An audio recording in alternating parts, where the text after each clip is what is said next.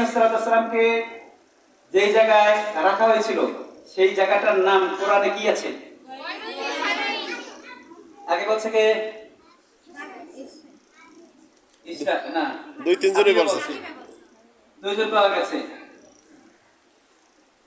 3 নম্বর প্রশ্ন, ইব্রাহিম আলাইহিস সালাম ইসমাইলকে রেখে যাওয়ার পরে কত বছর পর আসছিলেন?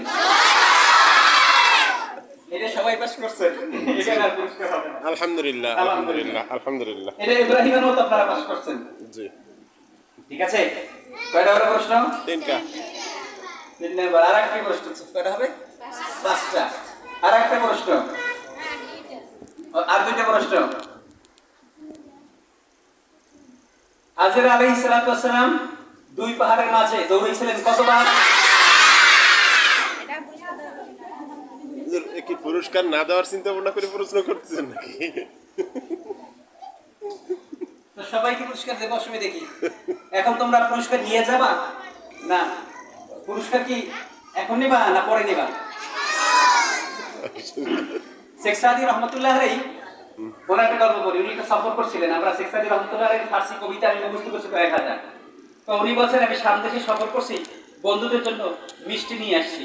তো কি মিষ্টি নিয়ে আসছেন? ওই মিষ্টি নিয়ে আসছি যা মানুষ খায় সেটা না, বরং যা মানুষ দিলের মধ্যে রাখে সেটা। তার মানে উনি বিষয় থেকে কিছু এলেম নিয়ে আসছিলেন। আমিও এই গল্পের মাঝে তোমাদেরকে কিছু শিখাতে পারছি, এই জন্য খুশি লাগতেছে। আলহামদুলিল্লাহ। আল্লাহ পাক যেন তোমাদের সকলের এলেমের মধ্যে বরকত দান করেন। বলো আল্লাহুম্মা আমিন। আল্লাহ পাক যেন তোমাদের সকলকে যুগশ্রেষ্ঠ আলেমা হিসেবে কবুল করেন। আমিন আমিন। আরো পুরস্কার লাগবে? একটা প্রশ্ন বাকি আছে। আরেকটা প্রশ্ন,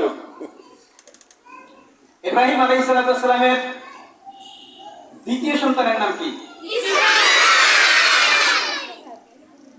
মাশাআল্লাহ, দেখছেন একটু উৎসাহ দিয়ে পড়াইলে তো সবই পারে ওরা। আরো প্রশ্ন আছে?